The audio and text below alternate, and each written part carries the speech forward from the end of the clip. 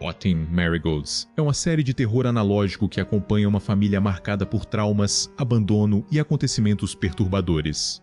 No centro dessa história está uma criança criada em um ambiente dominado pelo medo, pela culpa e por uma visão extrema da religião. Ao longo da série, percebemos como esses ensinamentos afetam sua forma de enxergar o mundo, sua própria família e até a si mesmo. Neste vídeo, nós vamos analisar cada parte de Rotting Marigolds, conhecer os personagens envolvidos e entender como o fanatismo religioso está conectado aos traumas apresentados pela obra. O primeiro episódio da série se chama Crystal Mary. Nele, somos apresentados a imagem de uma representação de Maria feita de cristal. Normalmente, Maria transmite proteção, pureza e conforto. Porém, a forma como ela é apresentada transforma esse símbolo religioso em algo frio e perturbador. Give her your body. Are you ready to repent? A principal função desse episódio é estabelecer o tema central de Rotting Marigolds. A religião não será mostrada apenas como uma fonte de fé, mas também como algo associado ao medo, à culpa e ao sofrimento. A escolha de Maria não é aleatória. Dentro do cristianismo, ela normalmente representa uma figura materna, protetora e acolhedora. Porém, em Rotting Marigolds, essa imagem começa a adquirir um significado completamente diferente. Já o cristal pode representar algo aparentemente puro e bonito, mas que também é frágil e pode se quebrar facilmente. Por isso, Crystal Mary funciona como uma introdução simbólica à história e aos traumas que conheceremos nos próximos episódios. Depois dessa breve introdução, a série revela quem é a criança no centro da história. Seu nome é Silas. O garoto é representado por um cordeiro, animal que costuma simbolizar inocência, pureza, obediência e sacrifício. Por isso, o título do episódio já nos ajuda a entender como Silas é visto, alguém inocente, vulnerável e ensinado a obedecer sem questionar. No decorrer do vídeo, descobrimos que algo horrível aconteceu com ele. Alguém de dentro da igreja abusou do garoto e, como se isso já não fosse terrível o suficiente, ninguém acredita no jovem. Silas não é apenas vítima do abuso, ele também é vítima do silêncio das pessoas ao seu redor. Mesmo tentando demonstrar que alguma coisa aconteceu, ninguém parece disposto a protegê-lo ou sequer escutá-lo. No episódio 3, descobrimos que uma amiga próxima de Silas cometeu suicídio. Silas se sente culpado porque sabia que ela estava tendo esses pensamentos. Porém, em vez de tentar ajudá-la, ele disse que ela iria para o inferno. Silas disse isso porque, dentro da igreja em que foi criado, existe a interpretação de que quem comete suicídio vai automaticamente para o inferno, por ter cometido um pecado considerado imperdoável. Ele não falou aquilo por crueldade. Ele apenas repetiu o que foi ensinado durante toda a sua vida. Mesmo assim, depois da morte da amiga, essas palavras passam a atormentá-lo. She said she would do it. You knew she would. You didn't stop her. You sat there. You told her she was going to hell. You are disgusting. You are a worthless child. Intitulado Autodepreciação, o próximo episódio nos mostra Silas em um estado muito mais profundo de culpa e sofrimento. Ele passa a se enxergar como um demônio, e o reflexo no espelho representa exatamente isso. Silas não consegue mais olhar para si mesmo sem enxergar algo ruim, pecaminoso e merecedor de punição. You're a product of unhappiness. Jesus doesn't love you, you worthless, harrowing demon. Com todo esse sentimento acumulado, Silas começa a se mutilar. A voz em sua cabeça manda que ele vá mais fundo, como se machucar o próprio corpo fosse uma forma de aliviar sua culpa ou purificar aquilo que ele acredita existir dentro dele. No episódio 5, descobrimos que o nome da garota que tirou a própria vida era Dalila. À primeira vista, vemos Maria conversando com ela e condenando-a ao inferno. Porém, não é necessariamente Maria quem está condenando a garota. Essa fala representa a retórica da igreja. É aquilo que os fiéis acreditam ter acontecido com Dalila depois de sua morte. Isso também fica evidente pela forma como o inferno é representado. O lugar lembra muito mais a descrição presente no livro A Divina Comédia do que qualquer representação realmente bíblica. Your pain is eternal. You bleed from your mouth to your vulva. Your sin of suicide has been frowned upon. Poor, young Delilah. Ou seja, a série parece mostrar que a visão de inferno apresentada ali não vem diretamente da religião, mas da interpretação distorcida e assustadora que aquele culto ensinava aos seus seguidores. Enquanto isso, Silas continua se mutilando. Sua mente está em um estado cada vez pior, e o luto e a culpa o consomem completamente. O que tudo indica, sua mãe descobriu que Silas estava se cortando. Porém, em vez de tentar ajudá-lo, conversar com ele ou procurar algum tipo de apoio, ela o puniu queimando sua pele. Esse momento mostra que Silas realmente não possui ninguém ao seu lado. A pessoa que deveria protegê-lo também é responsável por machucá-lo. Cutting yourself because of something you did? How disgraceful. You are a horrible child. A worthless little slut. This is why the men in the church did that to you and Delilah. Sua mãe não enxerga o sofrimento do filho como um pedido de ajuda. Ela enxerga aquilo como desobediência, pecado ou fraqueza, e responde com ainda mais violência. Provavelmente foi por passar por situações parecidas que Delilah também chegou ao ponto de tirar a própria vida. No próximo episódio, Silas começa a enxergar anjos. Ou melhor, ele começa a ter alucinações que assumem a forma de anjos. Essas figuras tentam convencê-lo de que a automutilação é uma forma de alcançar a pureza e de se reunir novamente com sua amiga. A religião, que deveria representar conforto e salvação, foi tão distorcida na mente de Silas que agora aparece como uma voz que incentiva seu sofrimento. Esses anjos não parecem estar tentando salvá-lo. Eles representam a culpa, o trauma e tudo aquilo que foi colocado em sua cabeça desde criança. O próximo episódio se chama Pastor. Ele se trata do abuso que Silas sofreu. O episódio mostra que não aconteceu apenas uma vez. Os abusos foram repetidos de forma sistemática. A mãe de Silas sabe o que está acontecendo, mas simplesmente não se importa. Ela trata aquilo como uma espécie de disciplina religiosa ou como algo que o filho deveria aceitar em silêncio. Isso torna a situação ainda mais perturbadora, porque Silas não estava cercado apenas por pessoas ignorantes. Ele estava cercado por pessoas que sabiam o que acontecia e decidiram não fazer nada.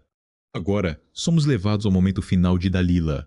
Em seu diálogo interno, ela diz que queria acabar com sua dor e fazer com que os responsáveis por aquilo se arrependessem dos abusos cometidos. Delilah queria que as pessoas que a machucaram finalmente entendessem o tamanho da dor que haviam causado. Porém, naquele momento, ela acreditava que sua morte seria a única maneira de fazer isso.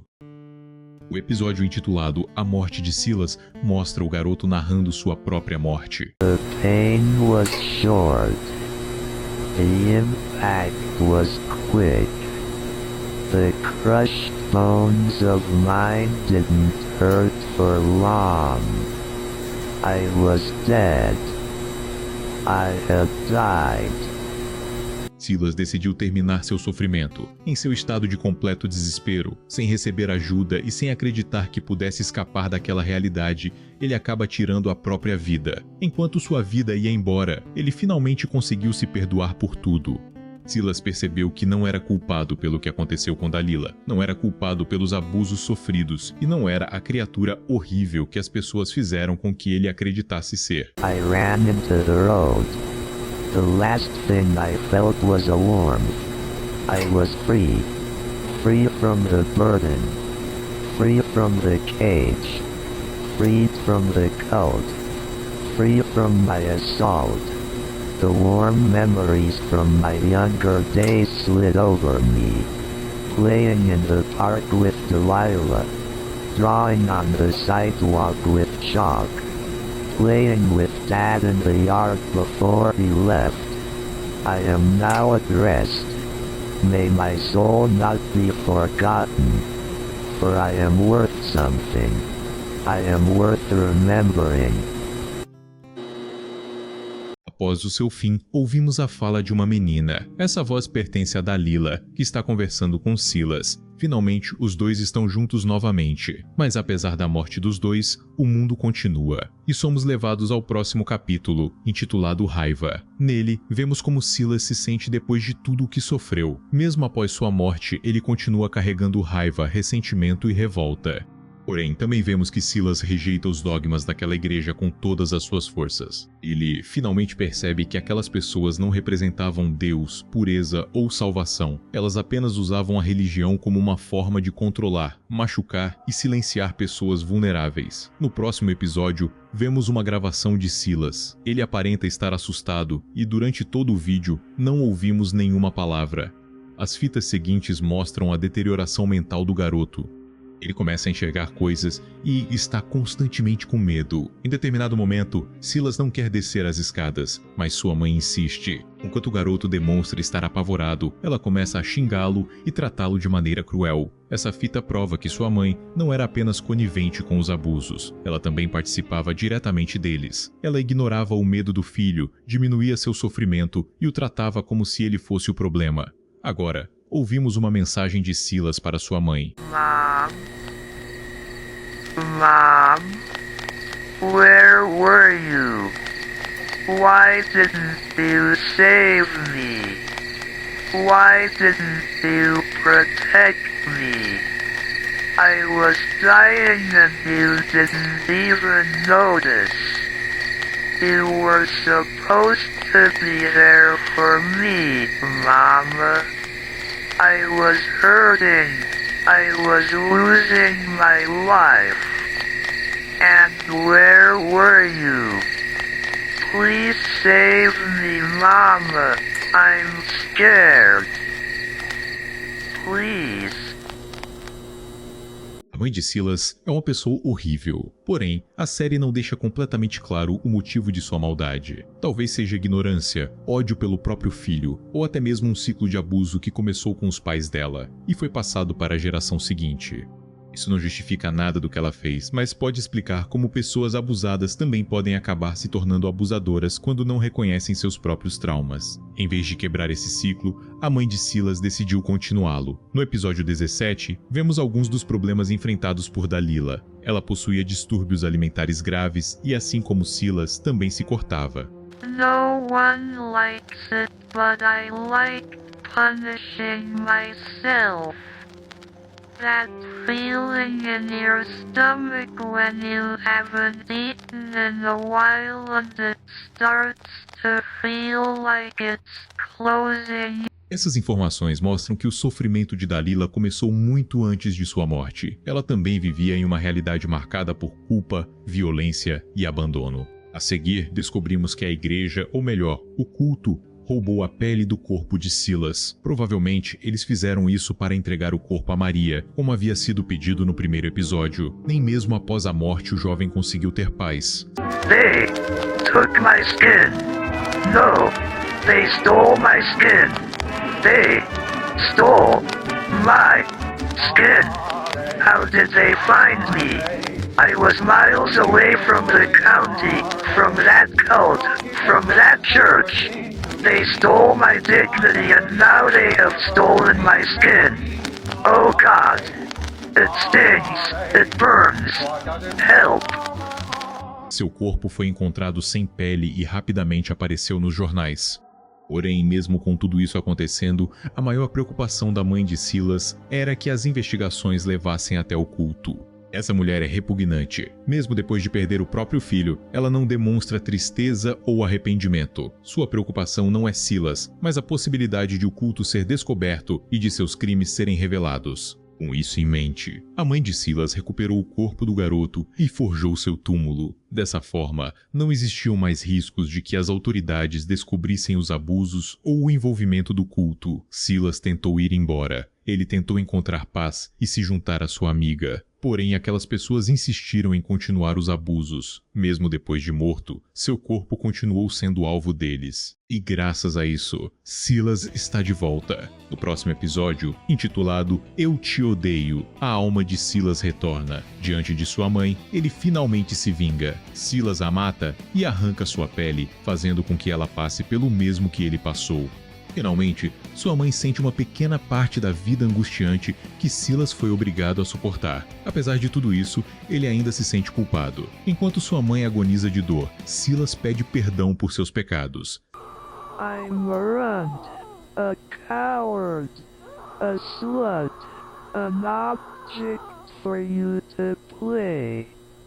You called me horrible for trying to live. Mama, can you forgive me? Silas não voltou como a criança inocente que conhecemos no começo da história. Ele voltou dominado pela raiva e pelo desejo de vingança. Apesar disso, ele ainda sente culpa. E eu acho que esta é uma representação incrível da culpa que os sobreviventes de abuso sentem. Esta série é uma obra de arte. Antes de arrastar sua mãe ao inferno, Silas tem uma última conversa com ela. Ele não quer apenas matá-la. Ele quer que ela reconheça o que fez. Ele quer que ela finalmente olhe para ele e entenda que foi responsável por destruir a vida do próprio filho.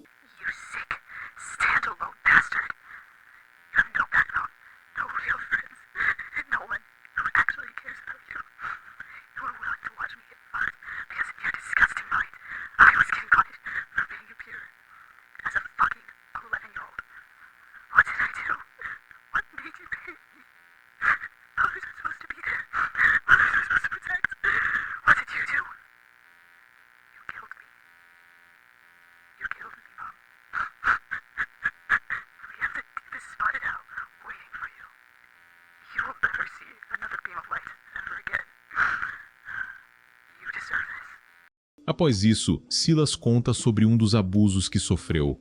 Ele revela que, em determinado momento, o pastor bateu sua cabeça contra o chão até que ele cedesse. Essa fala mostra a brutalidade utilizada pelo homem e como os abusos não eram apenas psicológicos ou religiosos, mas também físicos. E é claro, agora Silas vai atrás do pastor. No episódio intitulado A Morte do Pastor, descobrimos que Silas finalizou o homem da mesma maneira, arrancando sua pele.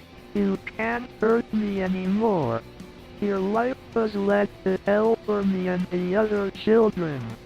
The way you died cannot justify the way you lived. Assim como a mãe de Silas, o homem por trás do culto também queima no inferno. O pastor, que usava a religião para controlar, abusar e justificar seus crimes, finalmente enfrenta as consequências de tudo aquilo que fez.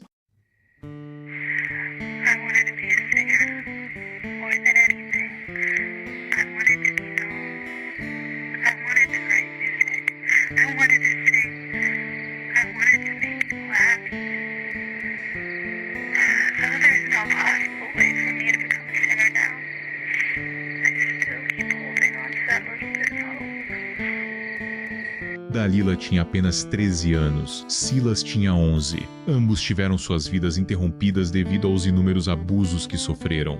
Depois de tudo isso, Dalila e Silas encontram conforto um no outro. Ambos se fundem e se tornam um único ser. Essa união pode representar a conexão entre os dois, já que ambos sofreram abusos, carregaram culpa e acreditaram que a morte seria a única maneira de escapar daquela realidade. Porém, os dois não enxergam a vingança da mesma maneira. Sabendo que seus abusadores continuavam impunes, Silas não conseguiu descansar. Ele matou o pastor e a própria mãe, mas sua vingança também acabou transformando-o em algo monstruoso. Dalila, por outro lado, parece querer apenas paz. Ela acredita que uma morte rápida não é a verdadeira forma de se vingar. Para ela, talvez a melhor vingança não seja continuar preso aos abusadores, mas finalmente se libertar deles. E é com isso que Rotting Marigolds termina, deixando uma pergunta: qual é a verdadeira vingança? Destruir seus abusadores e fazê-los sentir a mesma dor que causaram, ou encontrar a paz e a felicidade que eles tentaram roubar de você?